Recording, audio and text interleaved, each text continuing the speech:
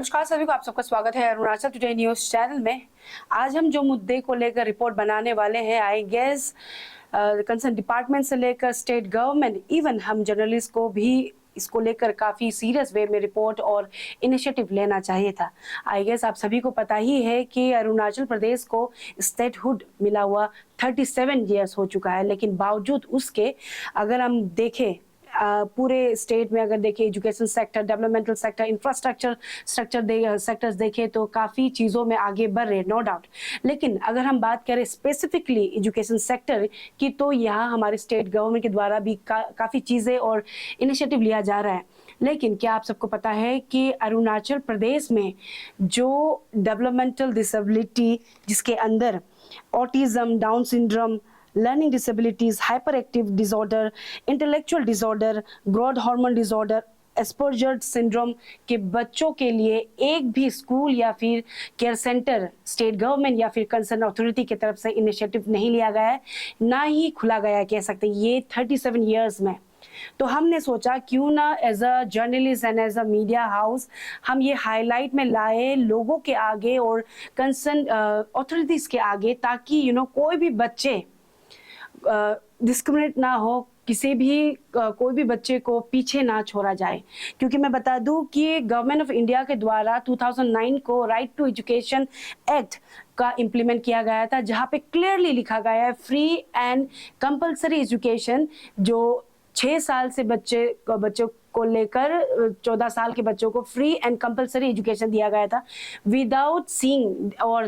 Discrimination कि वो कौन से फैमिली से बैकग्राउंड से बिलोंग करते हैं, कास्ट, कलर, क्रीड। लेकिन मैं बता दूं, हमने भी रिसर्च किया तो वहाँ पे कहीं पे भी मेंशन नहीं था कि जो बच्चे डेवलपमेंटल डिसऑर्डर या फिर ऑटिज्म या फिर कह लीजिए लर्निंग डिसेबिलिटी डिसऑर्डर से सफ़र कर रहे हैं उन्हें फ्री या फिर कंपलसरी एजुकेशन नहीं देना चाहिए। तो इसको लेकर जब हमें पता चला ये सब नहीं है और कई पेरेंट्स और बच्चों से कम अक्रॉस होने के बाद में मैंने और हमारा जो चैनल है, हमने रिसर्च करना शुरू किया, तो हमें पता चला कि अरुणाचल प्रदेश में out of 100% 40 to 30% house hold में इस तरीके का बच्चा, पर्टिकुलरली मैंने कहूँगी ऑटिज्म या फिर डाउन सिंड्रोम, क्योंकि इसमें काफ़ी वेराइटीज़ के डिसऑर्डर डिसेबिलिटीज़ के हैं और इसे यहाँ पे हमारे अरुणाचल पे और इवन जो जिनके बच्चे ये बीमारियों से या फिर इशू से जूझ रहे हैं, वो अवेयर नहीं होने के वजह से, वो इतने इसके बारे में नहीं जानने की वजह से काफ़ी लोगों के दिमाग में ये है, अगर हम बात करें पेरेंट्स में, सभी को मेंशन नहीं करूँगी, कई जो लोग इतने एजुकेटेड नहीं है और ये बीमारियों के बारे में, इश्यूज़ के बारे में नहीं जानते हैं, या फिर जो सोसाइटी, जो लोग हैं जो नहीं जानते, वो समझते हैं कि बच्चे पागल है, ये बच्चा, या फिर पेरेंट्स के लिए वो बच्चे बैगेज है। बिल्कुल भी नहीं। अगर हम बात करें कि अगर अच्छी तरीके से अवेयरनेस दिया जाएगा सोसाइटी में, क्योंकि आई डोंट थिंक सो अभी तक कंसर्न डिपार्टमेंट की तरफ से ऐसा कुछ इनिशिएटिव लिया गया, अवेयरनेस रखा गया प्रोग्राम। साल में एक दिन, जब मान लीजिए वर्ल्ड या फिर इंटरनेशनल ऑटिज्म डे होता है, तभी प्रोग्राम ऑर्गेनाइज करना, वैसा नहीं बनता है। आपको इनिशिएटिव लेना पड़ेगा सो दैट जो पेरेंट्स हैं, जिनके पास जो बच्चे हैं जो ये डिसऑर्डर से सफ़र कर रहे हैं, उन्हें हाईलाइट में लाना, उन्हें अवेयर करना ज़रूरी है, सोसाइटी को अवेयर करना ज़रूरी है, क्योंकि ये नॉर्मलाइज करना बहुत ज़रूरी है। क्योंकि ये लोग समझते हैं कि ये एक स्टिग्मा है या फिर एक बैगेज है सोसाइटी के लिए, नॉट एट ऑल। अगर हम जब हमने रिसर्च किया, हमें पता चला कि अगर हम देखें इंटरनेशनल वे में भी पर्सनैलिटी, जो फेमस पर्सनैलिटी, इवन अगर बात करें माइक्रोसॉफ्ट के ऑनर जो बिल गेट्स है, वो भी एस्पर्जर सिंड्रोम से वो जूझ रहे थे। इवन एलन मार्क्स जो ट्विटर के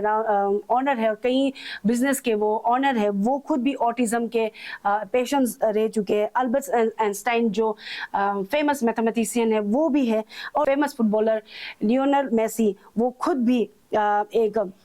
ग्रोथ हार्मोन डिसऑर्डर से वो सफ़र कर रहे थे। लेकिन अगर और साथ ही हम बात करें हमारी इंडिया की, भारत की, तो अभिषेक बच्चन से लेकर आमिर खान तक लर्निंग डिसेबिलिटीज से वो जूझ रहे थे अपने बचपन में। तो ये बेसिकली अगर हम ब्रॉडर वे में बताए जाए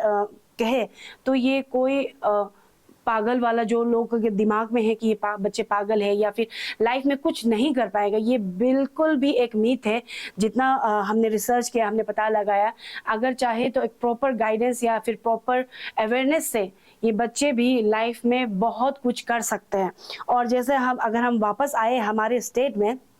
हमने रिसर्च किया और जैसे इनिशियली मैंने बता दिया कि हमारे स्टेट में नहीं है ऐसा कुछ ऑटिज्म डाउन सिंड्रोम के लिए बच्चा स्पेसिफिकली गवर्नमेंट की तरफ से, गवर्नमेंट या फिर कंसर्न डिपार्टमेंट की तरफ से ना केयर सेंटर ना फिर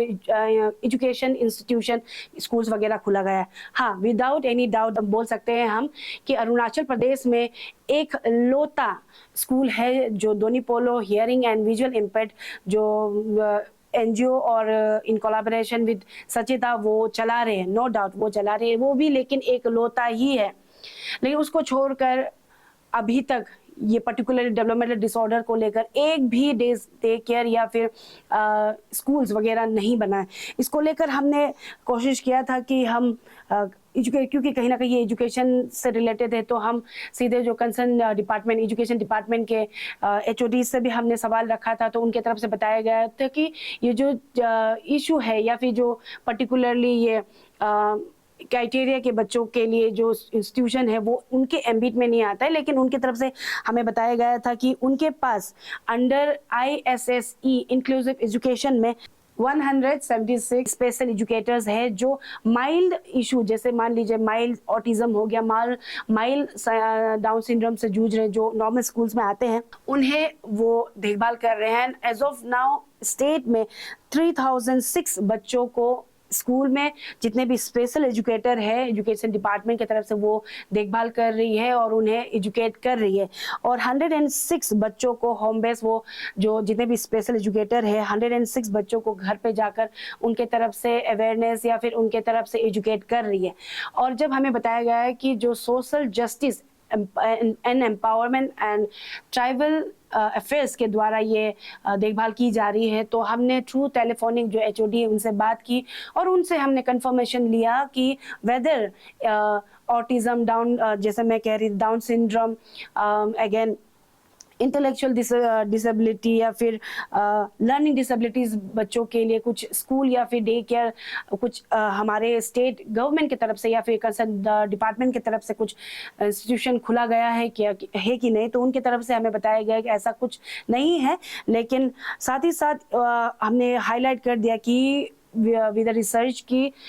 अरुणाचल प्रदेश में इसकी बहुत ज़रूरत है, क्योंकि नो डाउट प्राइवेट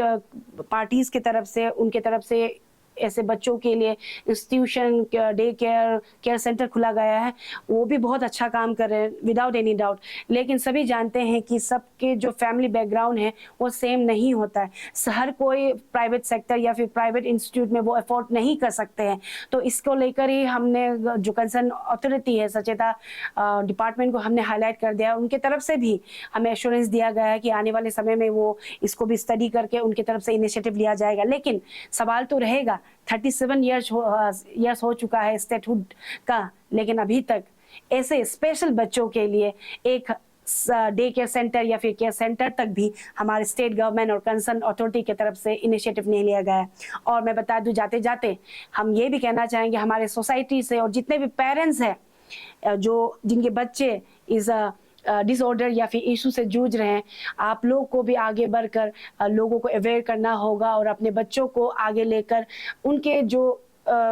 जिसको लेकर वो पैशनेट है इंटरेस्टेड है उसमें उनको ग्रूम करना, उन्हें पॉलिश करना आपका भी बहुत बड़ा हाथ रहेगा, क्योंकि कहीं ना कहीं पेरेंट्स ही पहला टीचर रहते हैं अपने बच्चों का। और जैसा मैंने ऑलरेडी मेंशन कर दिया कि इंटरनेशनल और नेशनल लेवल में भी कितने लोग अगर चाहने से और अच्छा प्रॉपर गाइडेंस और अवेयरनेस होने से लोग आगे बढ़ सकते हैं। और जो लोग समझते हैं पेरेंट्स, मैं सभी को मेंशन नहीं कर रही हूँ, लेकिन जो पेरेंट्स समझते हैं कि उनके बच्चे अगर इस इश्यूज के साथ में जन्म लिया है और वो उनके लिए बैगेज है या फिर प्रॉब्लम्स है, तो मैं कहना चाहूँगी बिल्कुल भी नहीं। और आप लोग आगे आकर ये चीज़ों को जानिए। और साथ ही मैं बता दूँ ये जो इशू है या जो मुद्दा है उसको लेकर हम लगातार रिपोर्ट बनाएंगे। और क्योंकि कुछ ही दिनों में जो जनरल इलेक्शन का भी रिजल्ट निकल जाएगा, नया गवर्नमेंट फॉर्म होगा, उस समय को भी हम लगातार स्टेट गवर्नमेंट जो भी CM बनता है उनको भी ये सवाल रखेंगे, उनको भी ये मुद्दा हाईलाइट करेंगे। और साथ ही साथ जैसा मैंने कहा आई एम रियली ग्रेटफुल कि जो कंसर्न डिपार्टमेंट है उनके तरफ से हमें एश्योरेंस दिया गया है कि वो आने वाले समय में ये चीज़ों को लेकर वो ख्याल रखेंगे और इंस्टीट्यूशन और बातें रखी गई है देखना ये होगा। और लेकिन हम लगातार रिपोर्ट बनाएंगे जब तक इन लोगों के लिए, ये बच्चों के लिए, जो स्पेशल बच्चों के लिए इंस्टीट्यूशन या फिर केयर सेंटर स्टेट गवर्नमेंट या फिर कंसर्न अथॉरिटीज़ के द्वारा शुरू नहीं किया जाता है। और जाते जाते बस यही कहना चाहूँगी, जो ये मीथ है, जो समझते हैं कि ये स्टिग्मा है सोसाइटी के लिए, अपने परिवार के लिए, ये मीथ को और ये जो सोच है ना, उसे हटाना ज़रूरी है। और राइट टू इक्वलिटी का बात करते हैं तो आई गेस इन बच्चों का, इन पेरेंट्सों का, सभी का बराबर राइट टू इक्वलिटी में रहता है और सभी को हर एक फैसिलिटीज़, हर एक, अगर बात करें एजुकेशन की और राइट टू लिव, जिस तरीके से उसे जीना है और जीना चाहते हैं, वो हमें उन्हें अवेल करना देना ज़रूरी है। और ये विदाउट चेंजिंग और थॉट ये नहीं होने वाला है। तो बस हम यही कहना चाहेंगे, 37 ईयर्स हो चुका है लेकिन ये स्कूल नहीं है, लेकिन हम मेक श्योर करेंगे कि आने वाले समय में जल्द से जल्द स्कूल के साथ साथ अगर हो सके केयर सेंटर खुला जाए और कंसर्न डिपार्टमेंट इनिशिएटिव ले और अवेयरनेस गाइडेंस लोगों तक पहुंचाए, ताकि लोग इन बच्चों को पागल या फिर कुछ और ना समझे, एक नॉर्मल बच्चा समझे, उन्हें गाइड करे और साथ में सोसाइटी में आगे लेके चले। तो इसी तरीके से हमारे साथ बने रहे और हम लगातार इस मुद्दे को लेकर रिपोर्ट बनाएंगे और आने वाले समय में हम एक्सपर्ट से, जैसे डॉक्टर, जैसे चाइल्ड स्पेशलिस्ट डॉक्टर हो गया, उनसे हम इंटरव्यू लेंगे, साइकेट्रिस्ट, साइकोलॉजिस्ट से हम इंटरव्यू लेंगे, आने वाले समय में लीगल एक्सपर्ट, एडवोकेट से हम बातें करेंगे, इवन जो चाइल्ड वेलफेयर है उनके कमेटी मेंबर से भी हम बात करेंगे और ये मुद्दे को हम अंत तक लेके जाएंगे। Vishwavarati Nursing College, Bangalore. Admission open for session 2024-25. JNM Nursing, BSc Nursing, D-Pharm, B-Pharm amadi BPT की admission होजरे। JNM Nursing की eligibility both arts amadi science की होगी। Experience led by faculty senior state of the art lab hands-on training period institution में। Aku pemerintah 9395405659 दा contact tawiro.